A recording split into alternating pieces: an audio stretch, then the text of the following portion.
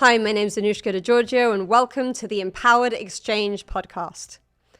My guest on the Empowered Exchange podcast today is none other than Roy Hay of Culture Club, composer, writer, music manager, and much, much more.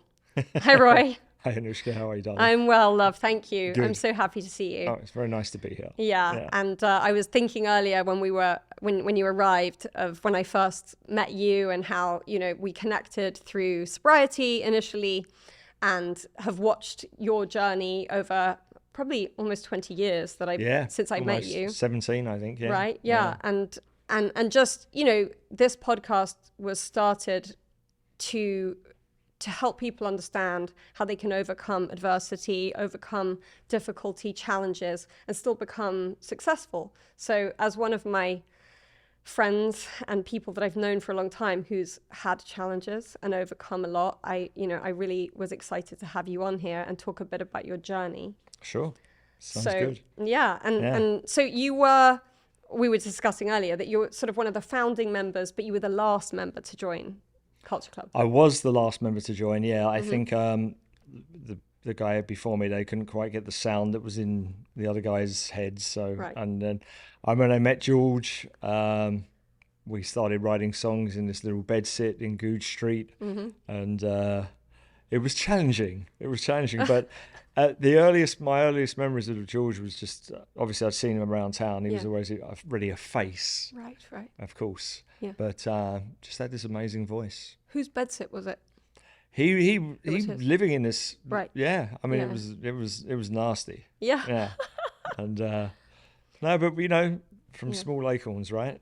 Amazing. I was watching an interview with you many, many years ago where you were talking about, being the last member to join. And it was, I hadn't seen pictures of you like from that long ago. It was really, you looked and you were such a baby. Oh, it was so adorable. Yeah. When you hear people, when you look back, and I look back at myself sometimes and I'm like, oh my God, you don't realize how young and cute you used to be.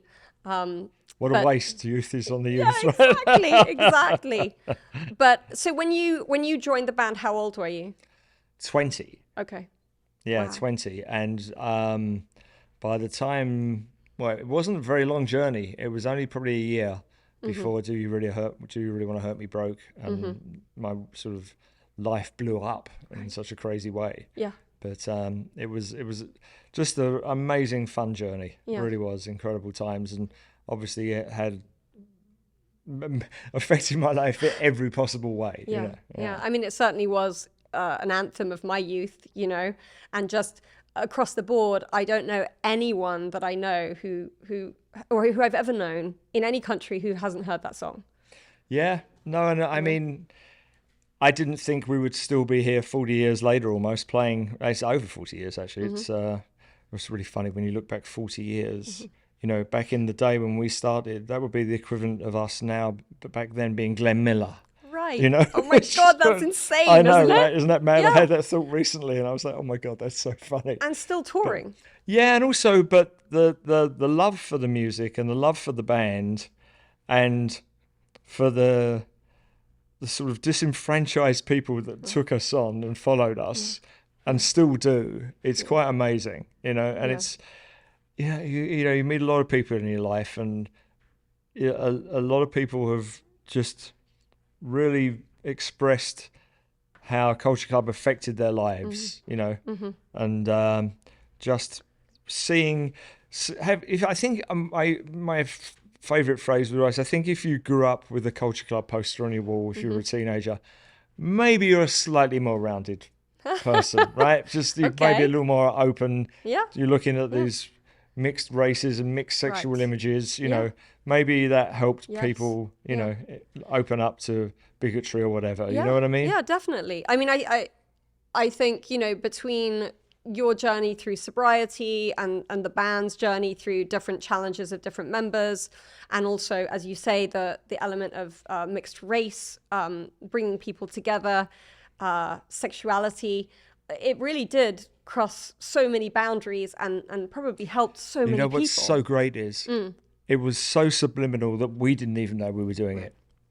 We just did what we did. George had a sort of whole thing with the imagery and the 7 tribes of Israel, and some of the early outfits we wore was trying to bring this tribal thing. But it was more because he liked the symbols than was trying to make a real statement. You know. So, but it had that effect of just being kind of a uniting thing. And obviously, you know, at that time, you're coming out of the depression of the 70s, and really post-war Britain didn't really climb out of that whole feeling until probably Thatcher in the 80s was when it started to really open up. You know, it was still kind of depressing growing up in a working class family in the 70s. It takes a long time to get over a war, apparently. Yes, you know? And particularly that scale of a war, you know, where everybody lost people, everything was destroyed, Europe was a mess, you know. And you came from Essex? Yes. And so you grew up with a working class background, or how was your... My mum and dad both were Cockneys, grew up in the East End of London. My mum was evacuated in the war. My dad joined the RAF. So there was definitely a post-war feeling in my family. Yeah. My wife, Georgie, she always laughs about my jokes I still joke about Germans. Sorry. Yeah. It's nothing personal, but you know, started it. But I think don't mention the war.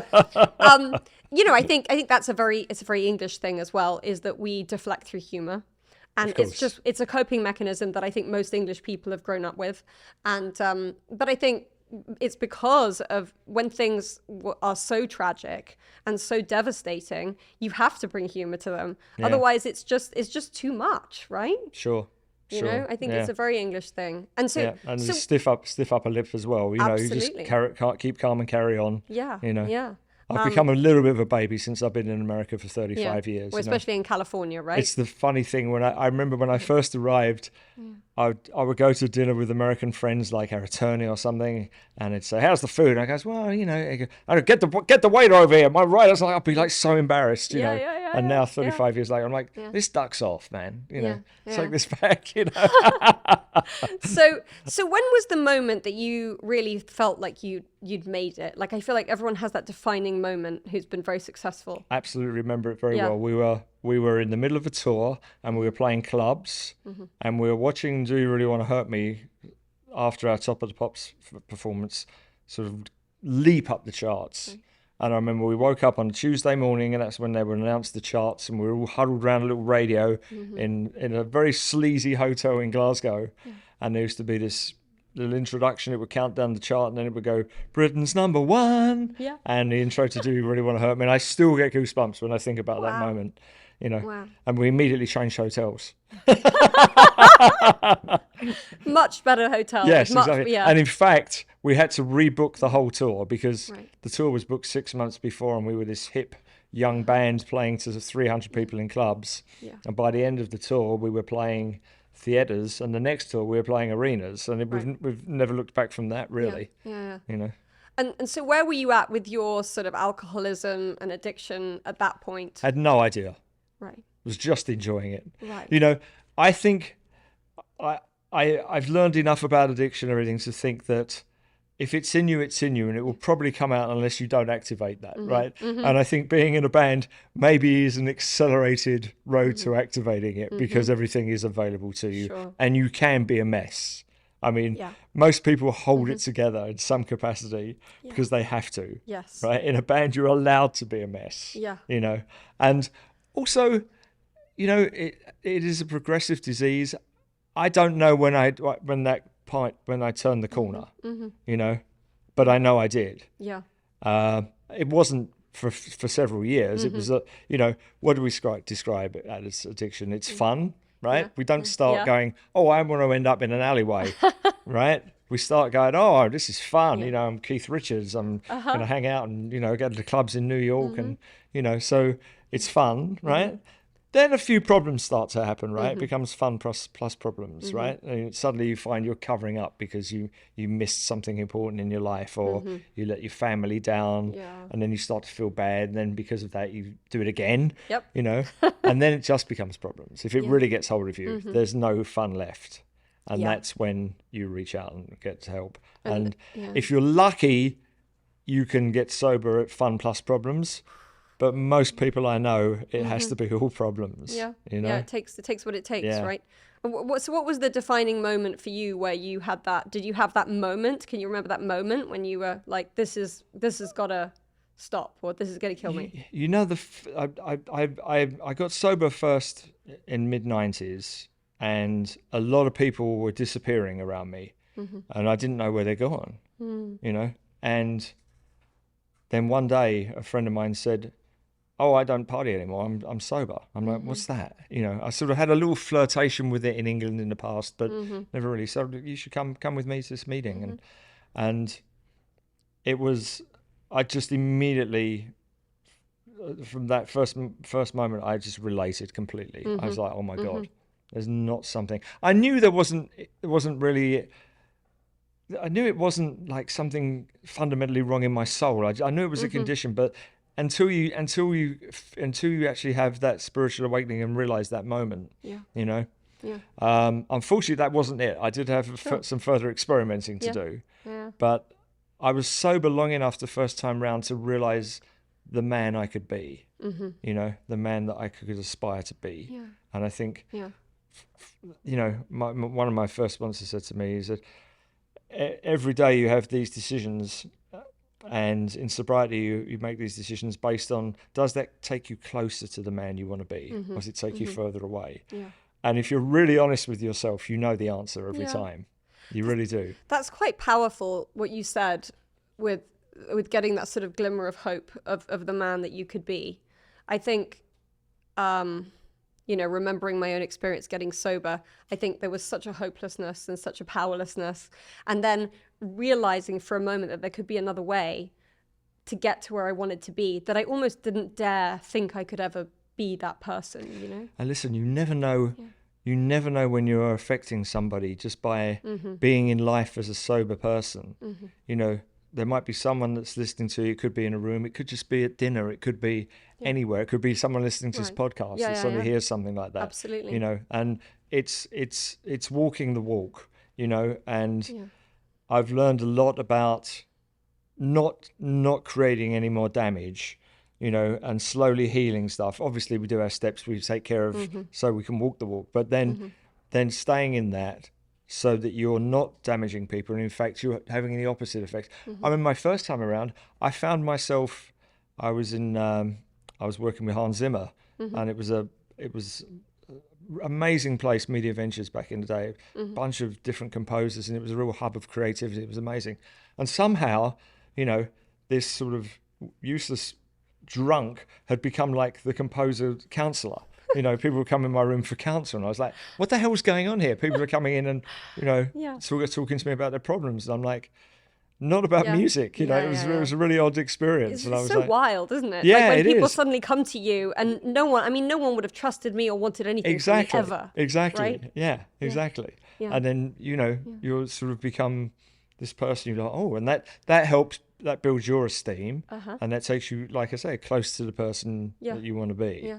You know. Yeah. And then you were quite instrumental in helping George when he was struggling with opioid addiction, heroin addiction back in the day. It's a little over dramatized, that. I mean, basically I was sort of in my own addiction at the time. I didn't really know what was going on. I just allowed him to come and stay at my house. Right. You know, George was a crazy case because he literally, all the time we were sneaking behind George's back, and me and Mikey were off in clubs and having a wild old time. Yeah. And he was literally, like he said in the famous interview, having a cup of tea at the hotel, you know.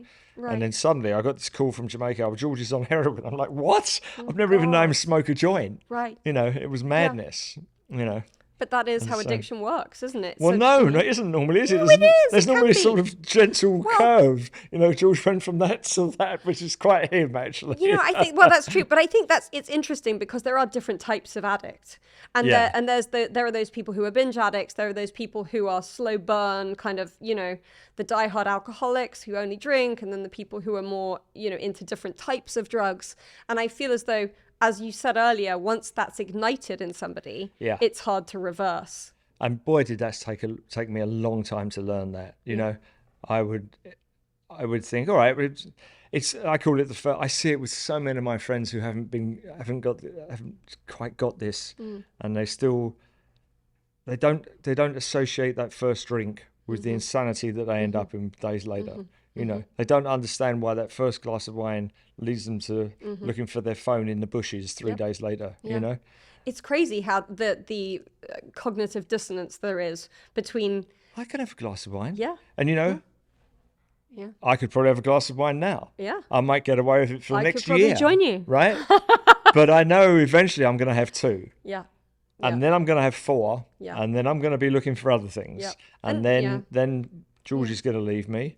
Yeah. I'm going to lose my business. I'm not going to have any, you know, and I'm just, you know, it's very easy to go back. Yeah. You know, it's like, it's easier to destroy things than build them, you know, in life generally. God, that's so true. It's so easy to destroy things. And my mentor always says, entry fees so low, exit fees so high. Yeah. Right? We were talking about a mutual friend of ours earlier. I won't give his name away, but he still holds the record for destroying his life in one weekend more than anyone I ever know. I mean, he had some good sobriety, and in one weekend, he lost his job, his place to live, his freedom, his car, everything in one weekend. The crazy thing is, I know who you're talking about, but it could be so many of our friends that we're talking about.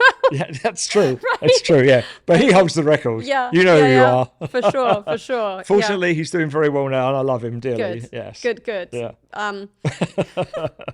So obviously getting sober was a big thing, you know, it was a big thing in your life and made big changes and contributed to your success.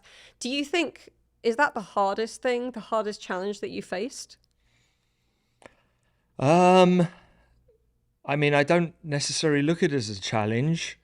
I don't think you could look back and go, oh, wow. You know, it's so easy to be a victim in alcoholism as well, you know, and see yourself as nobody understands me. You know, the thing is, once you get into sobriety, you start to look forward and you start to see it, you know, as a gift in a way. Because you have had to overcome certain things. You know, some people can stay. I was say, you know, if you don't have our gift, you can just go through life not having to deal with stuff, and you kind of just do that. Whereas we kind of have to deal with it. Yeah. It keeps us healthy. It keeps us in the present. It keeps us moving forward in our lives. Yeah. So that is a gift. You know. For sure.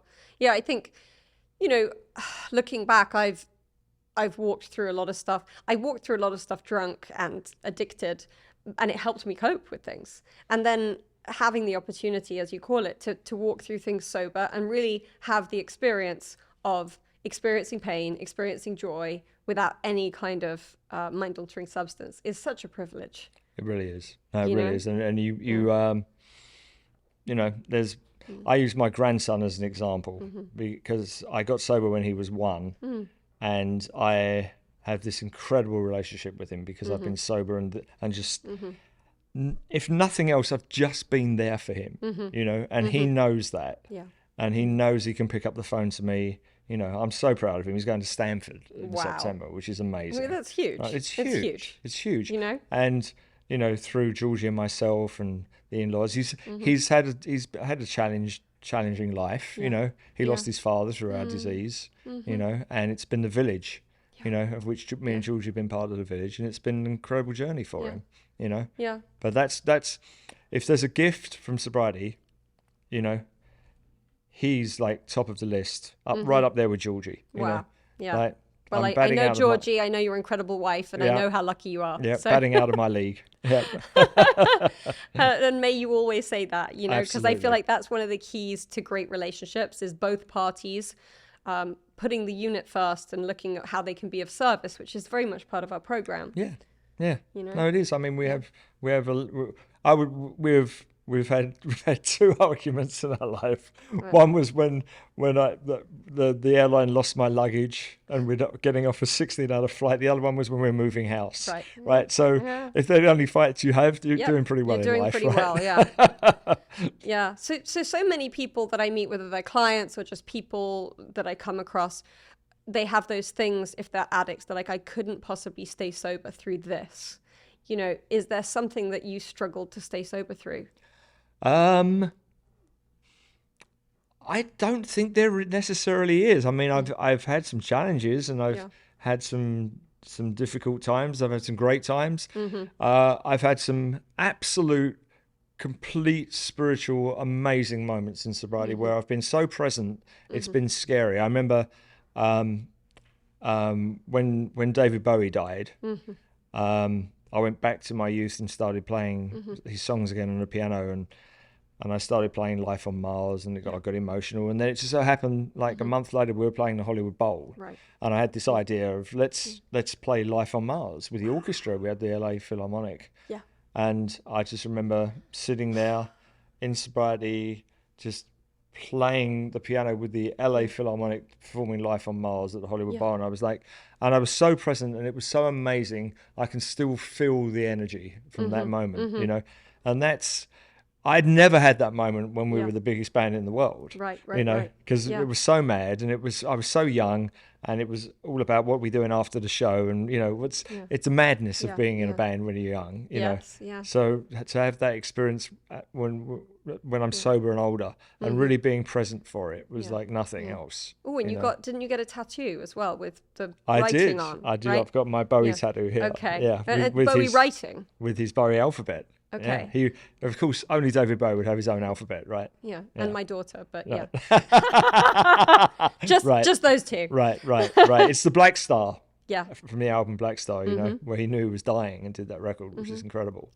Yeah. I mean, one of my heroes as well, and just, you know, when Niall was on here recently, and he was talking about how David just being sober was the demonstration that helped him to get sober, you know, and just to have one of these people that was so at the top of the food chain kind of thing, with so much success, with so much wisdom, so much gravitas, and that you could do that sober, and that sobriety is actually why you get that, or how you get that. Yeah, no, it's great. I had a couple of fun nights back with Niall in the day.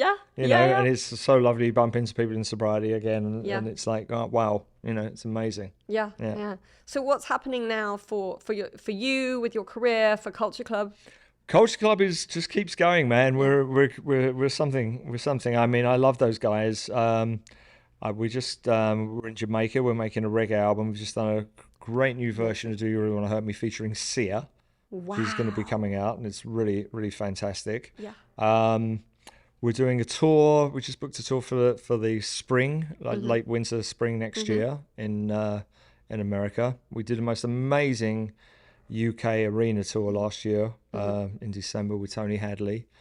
Other than that, I'm carrying on with my songwriting, and I'm doing composing a score right now for.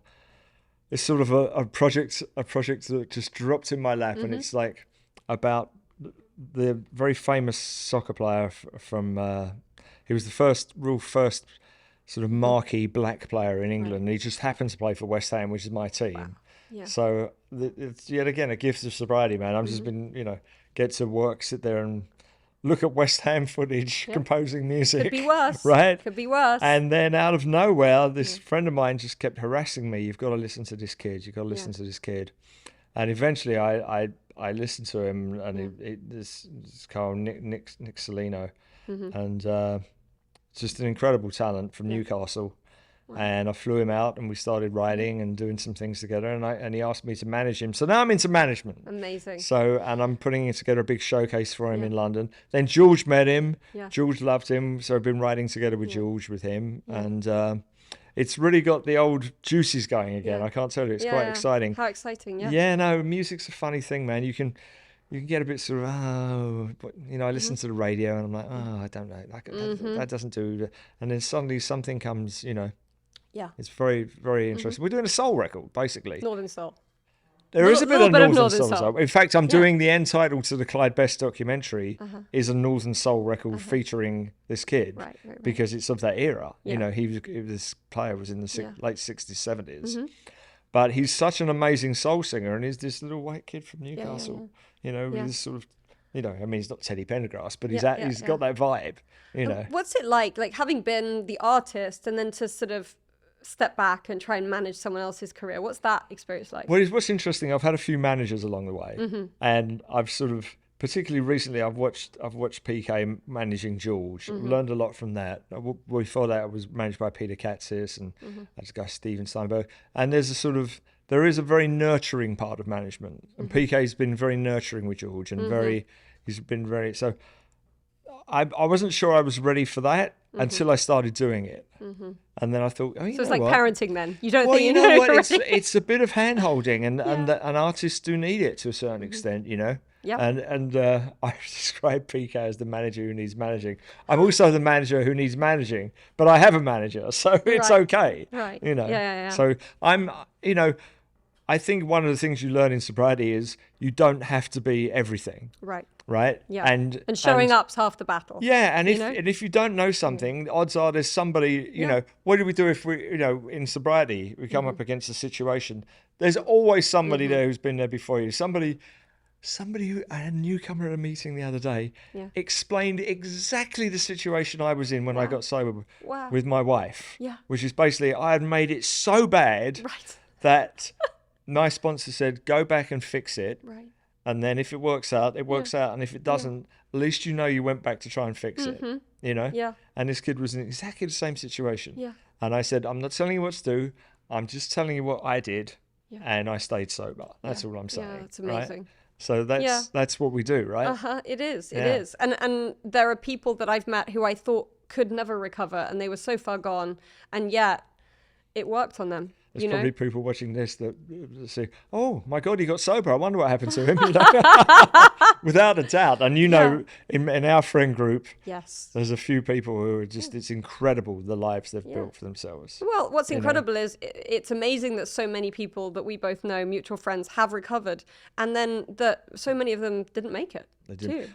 Very sad. You don't believe it when you're young. You know, if someone said to me at 25, it's death, jails, institution, or sobriety for you, son, I'll be like, oh, fuck off. Yeah. You know, but unfortunately, they're damn right. Yeah. Or it's living in pain, living it, you know. Totally. I mean, which is worse, I think. Which I think is worse. Yeah. You know? Yeah. I wouldn't want to be, you know, but when I got sober the second time round, man, it was rough. It was really not good.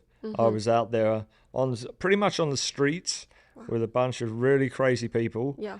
And I was not the guy I am today, for sure. You know, there was a little piece of him in there somewhere. Yeah. And that's what I hung on to when I walked through the gates in rehab. Yeah. And I had that moment where I saw him. I was like, that's the guy I want to be again. You know, I've met so many people, mostly women, you know, coming into sobriety, and I always feel as though it's important to tell them that I can see something in them that's good. Right. And that all the other stuff can fall away. You know, and to just recognize and really see the good and the purity in somebody. Yeah. And to have them feel that, you know? No, and you get so, you're such a mess. You don't come into sobriety and, you know, like we walk out, you know, now. You don't, you come in as you're broken. You know, and you have to be broken. I've got a funny friend who's a Manc man up in Santa Barbara. He literally sponsors 30 guys. Really? And he's like, I'm like, how do you do that? He said, I just have one question. Are you proper fucked? Yeah. Are you proper fucked? That's what he says. And I said, no, I'm not. Come back when you're proper fucked. Yeah. You know. Yeah. And it's, you know, are you proper fucked? Yeah. Right? I always, you know, I'm not happy that people are suffering, but I'm happy if they're struggling to the degree they're ready to make changes. Exactly. Yeah. No, as long as you can still manipulate and hold it together somehow and think you're okay and create this illusion to the outside that everyone doesn't believe anyway that you're okay. Yeah. You're not ready. Absolutely. Right? Absolutely. And you will do that. God, you put so much energy into it. It's the old, you're sick and tired of being sick and tired, you know? It's that thing of like, Can you keep juggling? Can we juggle it anymore? Can you do it? Well, also you're juggling, and then new balls keep coming in. And then suddenly you're like, there's no way, you know. Yeah, exactly. And then you realize, my God, what was it all for? You know, it's just about such a relief to get sober in many ways. You know, I just thank God that when I was out there drinking, using, that we didn't have camera phones. And you know, or fentanyl, right? Or fentanyl. Well, I wouldn't be here for sure. For sure, I wouldn't be here. I know. It's what I said to my grandson. I said, Just don't do. Sorry, son. You know, we got to do all the drugs. You don't Yeah, get to yeah, do you them. don't get to do it. You know, the world's changed, and you can't be doing that Yeah, shit. good. You know, it's just not good. Yeah. You know. And you guys have got a documentary coming out too, right? We do. Yes, just got back from Tribeca, and we did the premiere there. It's. I have to say, yet again, walking through that experience in sobriety. And what happened? The researchers and the archive people found this amazing footage from back in the day, and I had a very, very, very real emotional response at the premiere. Yeah. Okay. First of all, you were in a room with 500 other people watching your life, right, which is already quite emotive. But and then this footage comes on, and you see yourself as this young kid going through this incredible experience, and I was like, wow. Yeah. You know. And we're doing the Q&A afterwards, and I got a bit verklempt, you know. It was really quite overwhelming, you know. And it's a really, really good job. Alison Elwood's an incredible director. She really did her research, and the archive people, you know, and the editors. I mean, it's really very, very good. I don't know when's where it coming out. It's and where can we see it? I actually don't know. Okay. They're still negotiating which streaming service to put it on. I think they were hoping for a limited theatrical. Right. But you know, it's very enlightening, and also there's things in there that, you know, you have your own, you know, you have your own journey in a band, but you're with these other guys, and they're all having their own journey as well. Yeah. And I didn't know necessarily the journey they were having until I saw this documentary and realised George had a completely different journey to me, because he was so famous and so isolated. So me and Mikey were sort of famous enough to walk into clubs and have fun like that, but we weren't Madonna famous like George. Right. You know. Yeah. So he, you know, he learned to deal with it, but it took him a while, and so he had this very different experience, and then the relationship with him and John. John talks very openly about how he really loved George, and I was sort of this young kid who's going, I don't even know what they do, you know, it's like they're just this gay couple, I don't care, you know. And then I realised there was this real intimacy and loving relationship, and I wasn't really aware of it, to be quite honest. I can't wait to see it. No, it's really very good, and John's very honest and very thorough, and it's quite something. Yeah, you have to let me know if there are any more screenings or anything. I'd like to come. Yeah, no, yeah. I would actually, maybe I'll try and do a screening at my friend's house, because I've got a copy. That would be nice. Yeah, yes. Yeah. So you've got the management going on. You've got touring with Culture Club. You've got the composing. Yeah, we keep busy. Yeah. We keep busy. I'm very, very blessed. I have a studio at my house, so you know, I get to go in there and make music every day. Yeah. It's I get better every day. Yeah. You know, it's really amazing. I meet people. I love I love collaboration in music. I love it. We had one with my artist recently. We had 6 of us, six people in the control room, all contributing, and it was fantastic because they're all so talented, and I just thrive off having these talented people around me. I sort of that whole sort of environment of creativity is just so positive. It's so great. Well, I feel like it's the great leveler. Music is the great leveler, and working from a platform of people who normally wouldn't mix. Right. People who come from all different backgrounds, all different ethnicities, different sexes, different sexualities. And then suddenly you're in a room and you're all coming from a platform of love and respect that you can learn from each other, and that everybody has something to offer. It was so brilliant. There was one French kid that was there. Yeah. And he's only in his 20s. His knowledge of soul music. Wow. And he just, so-and-so played on that record, and this and this and that and that. Oh, that's the progression that Gamble and Hoff used on this song. I'm like, who the hell are you? Yes, you know, it's just this little French kid. And I'm Yeah. like, my God, man. And another guy was, I mean, just, you know, I'm like, and I'm learning all the time. You're learning all the time. Never stop learning, man. Yeah. Never think you know it all. That's the key. Yeah. I think that's key to everything in a way, you know. And, you know, it's such a transformative industry in many ways. Technology has done so much in, you know, literally with a laptop and a few plugins now, you can be a music producer. So, you know, what helps you stand out is that stuff, that other stuff now, that other knowledge you have, that other experience, you know, and also absorbing the stuff the kids are doing, because it is relevant, you know, it is amazing, you know. Yeah.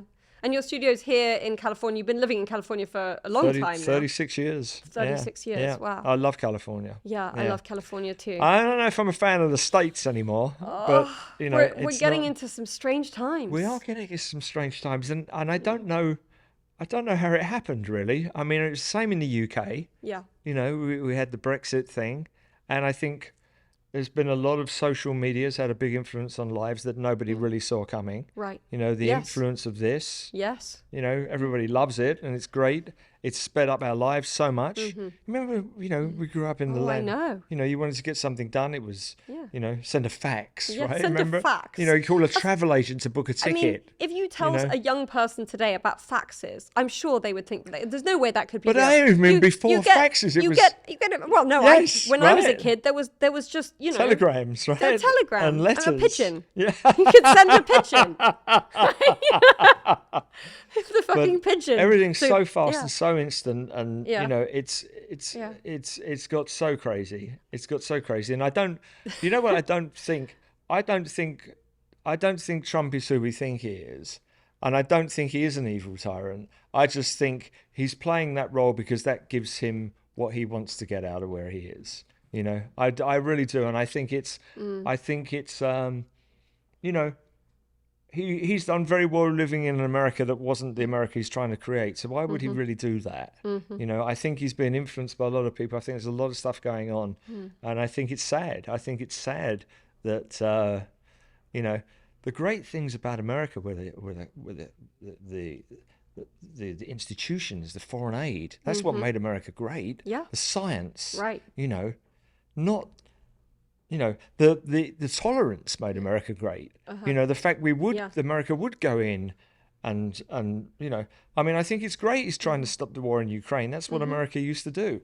Well, why he's doing it, who knows, right? But at least he's trying. I will say that for him. And you know what? If he does stop him, give him a fucking Nobel Peace Prize. But despite the other shit, right? If he can really stop that war, give it to him. I don't know if it's possible. I don't know if Putin's negotiable, really.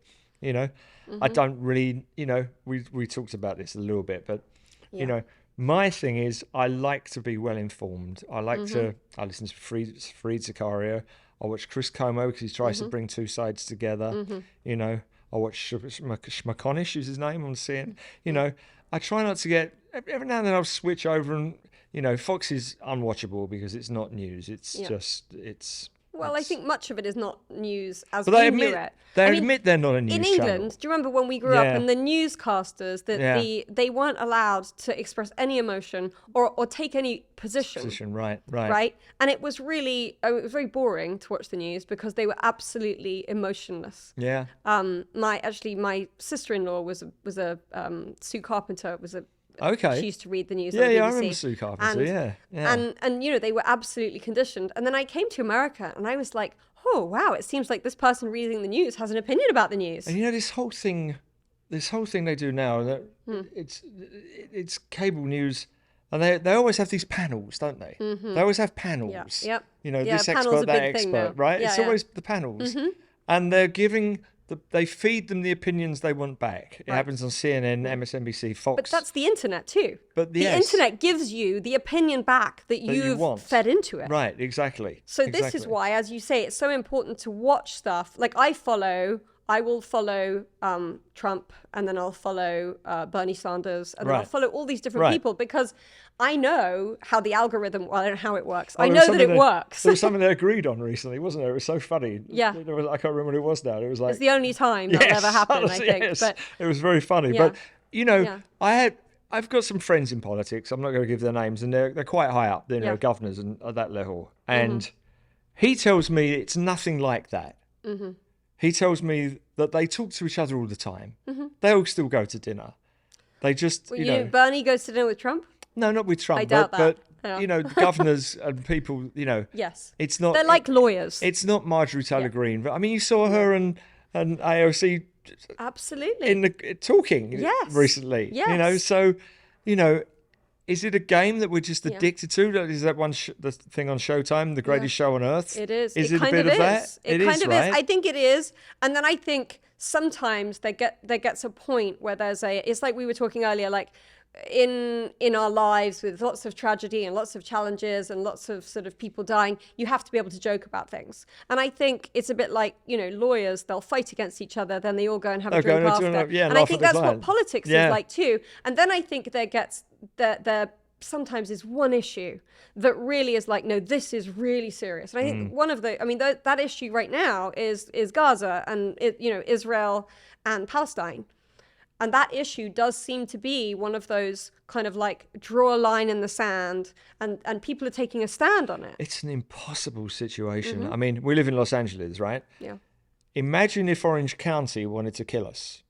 That's what it's like. That's the distances we're talking about. Yeah. We're talking about, we're in Tel Aviv. Yeah.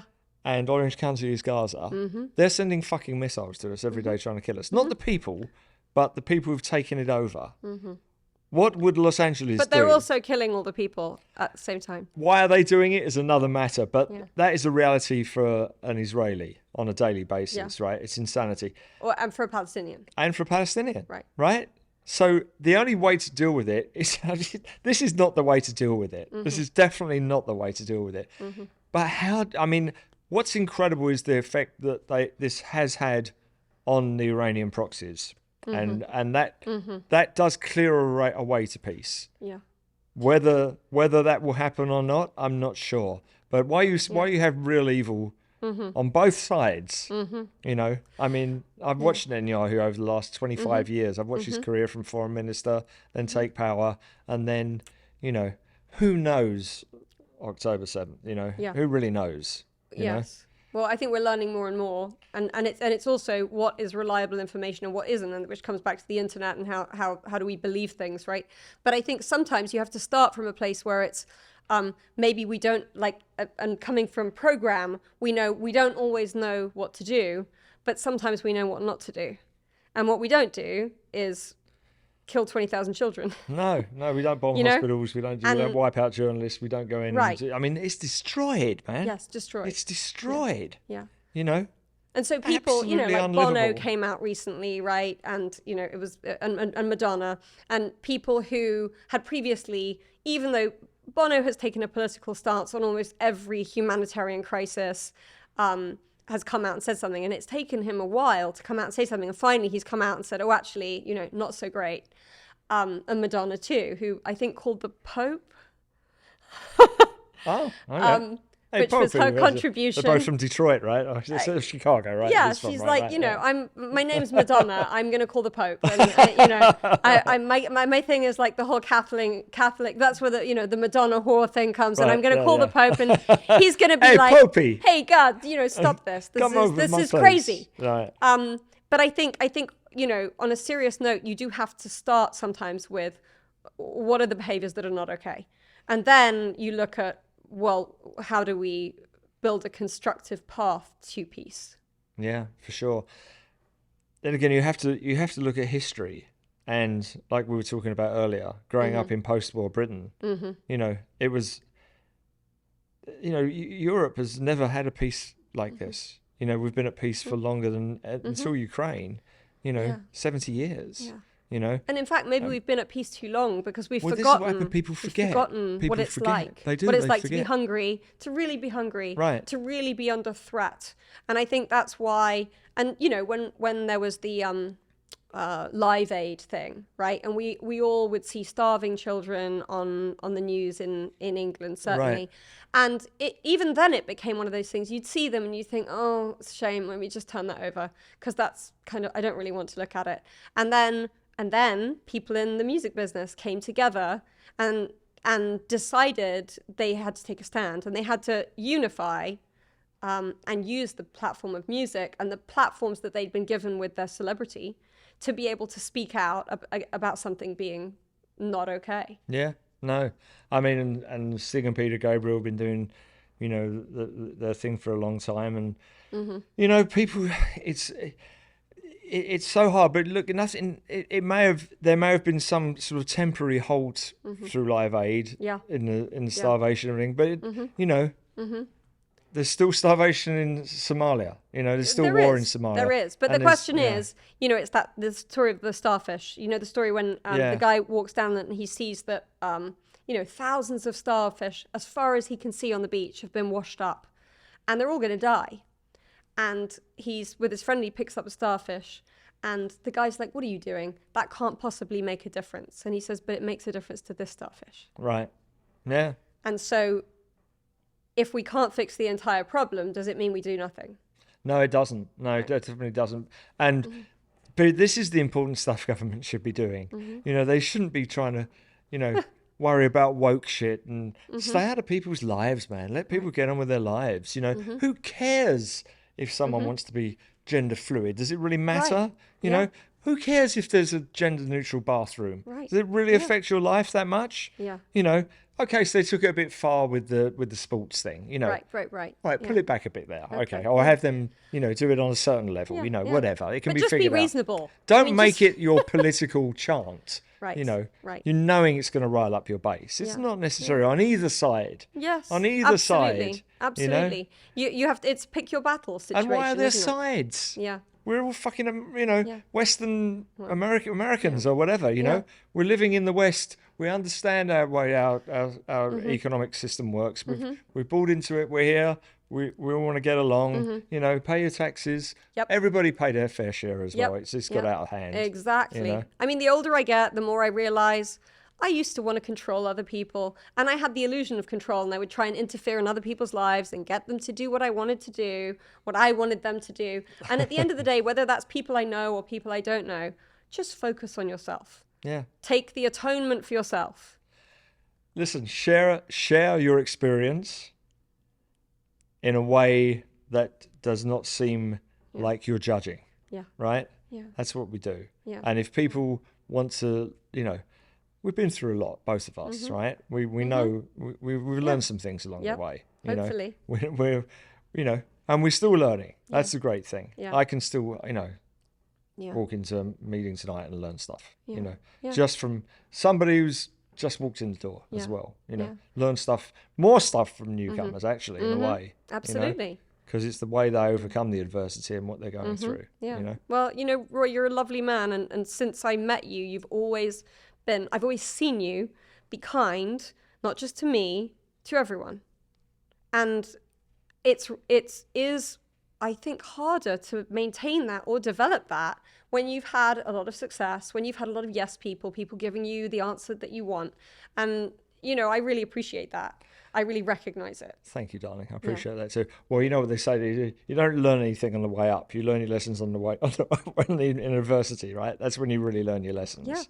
Yeah. There's no reason why you can't keep that going and have a little while you're going up as well. Yeah. But, it's rebuilding. I've had a couple of, it's been this. My life has been that. It's the older Parenthood quote, the grandma with the roller coaster quote in Parenthood. Go on. She says, what does she life's like a roller coaster like that, and it's never just flat, and right. and it is, Yeah. and but thank God it is, because without the light, we don't, without the dark, we don't recognize or appreciate I don't know if the it's light. like that for everybody, but what I'm learning is that most people go through a lot, a lot of adversity, and we're so lucky, really, in this world that to be in a civilized country and be able to express ourselves and be able to, be given the gift of sobriety.